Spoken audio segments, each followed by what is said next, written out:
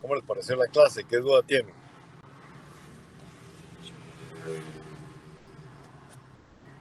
¿O no hay ninguna duda?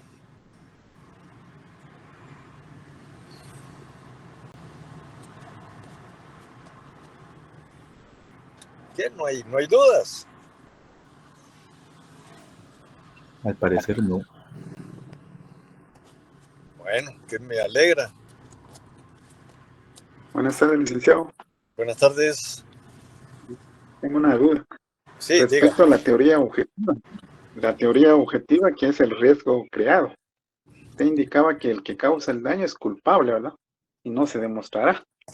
Pero había unos casos ahí que sí, no es el dueño es el culpable. Por ejemplo, en el caso de los animales, ¿verdad? Cuando es sustraído o cuando por negligencia también del trabajador es responsable. El trabajador y el patrón es responsable. Ambos son responsables, ¿verdad? Solidariamente.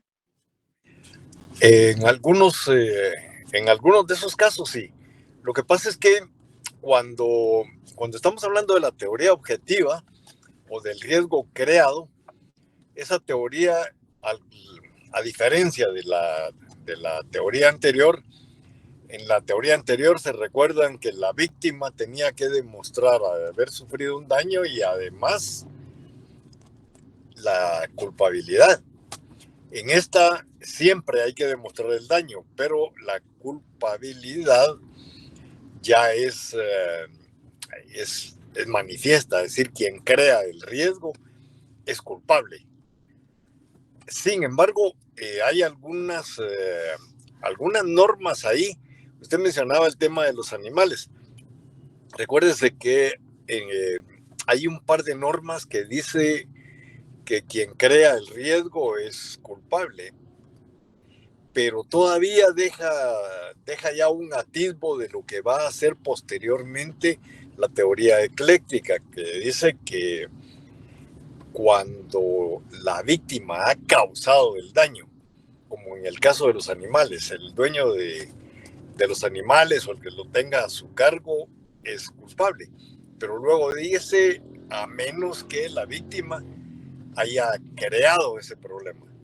O sea, ahí ya estamos comenzando a entrar a la otra teoría, que es la que tiene nuestro Código Civil. Entonces sí, cuando, cuando estamos hablando de el tema del transporte, por ejemplo, ahí sí vemos que quien causa el daño y el dueño del medio de transporte son solidariamente responsables. El dueño va a ser siempre responsable, va a ser culpable. Obviamente podrá deducirle responsabilidades al empleado, pero mientras tanto él tiene que responder por los daños causados por el empleado. Esa es la duda. Sí, licenciado. Bien, ¿alguna otra pregunta? Buenas tardes, Lick. Buenas tardes. Entonces ahí también podemos, por ejemplo, el de las camionetas cuando ocurre un accidente por fallos mecánicos o, o por lo que... Sí, mire, solamente se exceptúa el tema de cuando la víctima es la que crea el problema. Yo les ponía ahí el ejemplo de una persona que espera que pase la camioneta y luego se le tira a las llantas, que es una especie de suicidio, ¿eh? Entonces ahí la culpa es de la persona que se tiró a las llantas, pues no va a ser ni del chofer ni del dueño del medio de transporte. Ahí es la víctima la que causó el daño. ¿Sí? Ah, ya, gracias, Lick. Bueno, ¿alguna otra pregunta, señores? Buenas tardes, licenciado. Buenas A mí me tardes. quedó la duda del ejemplo que usted dio, que si salía de vacaciones y dejaba a su perrito en una veterinaria donde los cuidan y el perrito mataba a otros, ¿de quién es ahí la responsabilidad? ¿Del que cuida o del dueño del hotel de animales? No sé cómo se le llame. Hay lugares que prestan ese servicio, ¿sí? Para que uno salga de viaje y deje allá al animalito. En ese momento están bajo la guarda y custodia de esas personas. Por esa razón es que decimos que ahí el responsable es el dueño de ese lugar. Aquí no hay solidaridad entre el dueño del animal y el dueño del hospedaje de animales. Aquí es responsabilidad total del dueño del hospedaje de animales, porque la obligación de él era esa, ¿eh? Cuidar al animal. Ya. Gracias. Bueno.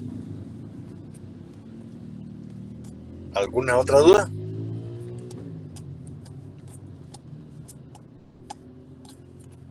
De que en el caso de la persona que se tira bajo las llantas.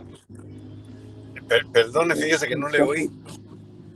En el caso de la persona que se tira bajo las llantas de un vehículo, ¿verdad? Sí. ¿Me escucha? Sí, Va, sí. En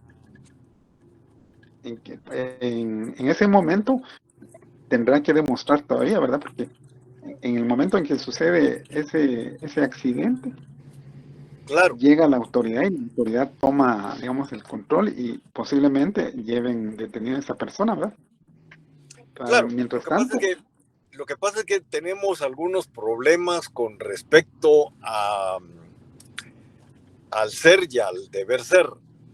Cuando estamos hablando de, por ejemplo, mire usted el tema de la legítima defensa. Una persona en salvaguarda de su vida, la de su familia, repele una agresión letal matando a una persona. Bueno, ahí hay una legítima defensa. Sin embargo, hay personas que han ido a parar a la cárcel. Por eso es que yo decía en la clase anterior, la policía no quiere reaccionar en esos casos porque se los llevan presos. Y a veces cuesta sacarlos, pasan un buen tiempo. Y el problema de los policías en la cárcel es que han metido a tanto delincuente a la cárcel y de repente se van a ir a topar con gente a la que ellos metieron presos. Los van a matar o los van a tratar muy mal. Entonces, eso no debiera de ser así. En el momento que una persona es víctima por un accidente de tránsito, la ley misma establece que la persona que va manejando, que lleva su licencia, que no va con efectos de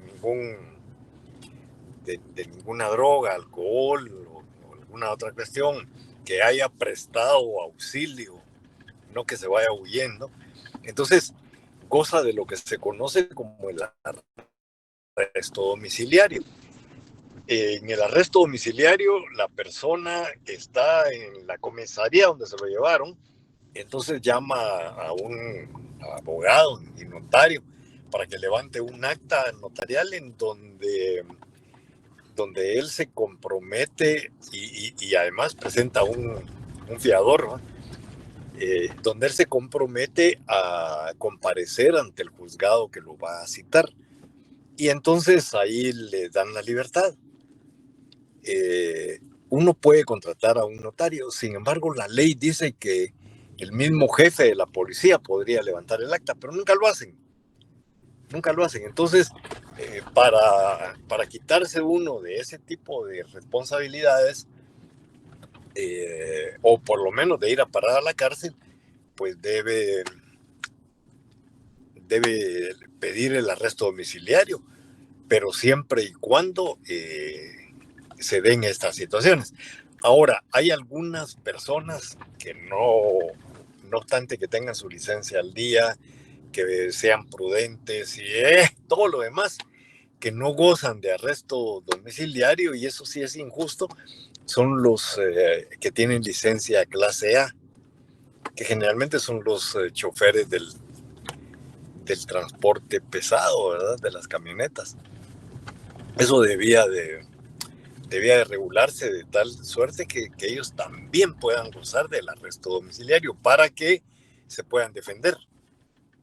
Porque de lo contrario, ahí en los accidentes de tránsito vemos exactamente lo que usted acaba de mencionar. Uno le causa daños a una persona yendo uno en su vehículo, inmediatamente se lo llevan a uno al bote, pues. O sea, ahí ya se está asumiendo que uno es el culpable. Ya. Gracias. Bueno. ¿Alguna otra pregunta? Sí, licenciado, buenas tardes. ¿Me escucha? Sí, lo escucho. Ok, mire, con una duda acerca de los fuegos pirotécnicos. En dado caso yo vengo y pues voy a comprar y el trabajador me dice, bueno, puedes probarlo. Al momento que lo pruebo lo tiro lejos, pero casualmente que hay una chispa en el toldo donde están vendiendo y prende fuego, ¿sería culpa mía o del patrono?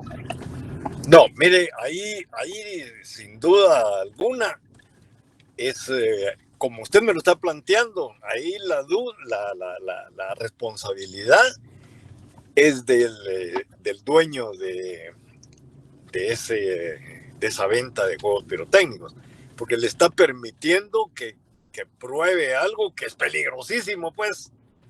Es decir, cerca de un lugar de esos no se puede ni siquiera encender un cigarro, pues, porque puede agarrar fuego. Ahora, si no le están diciendo a usted, pruébelo, sino que es usted el negligente, entonces lo que ocurra ahí es responsabilidad suya. Ok, licenciado, muchas gracias. Bueno.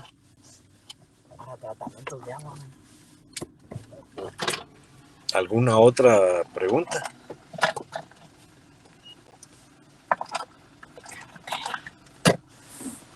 ¿No hay preguntas? Bueno, tengo que prepararme ya para la siguiente clase, así que lo voy a ir dejando. Nos vemos el martes, ahí sí ya tenemos la clase presencial. Si surgieran dudas después del estudio de la clase de hoy, pues la resolveremos el martes antes de comenzar a explicar la clase. Con todo gusto le dedicaré unos minutos para que salgamos de dudas. Si no hay ninguna otra pregunta, no me queda más que despedirme de ustedes y que pasen un feliz fin de semana. Gracias, licenciado. Feliz fin de semana. Gracias, licenciado. Feliz tarde. Feliz tarde, Lic. Bueno.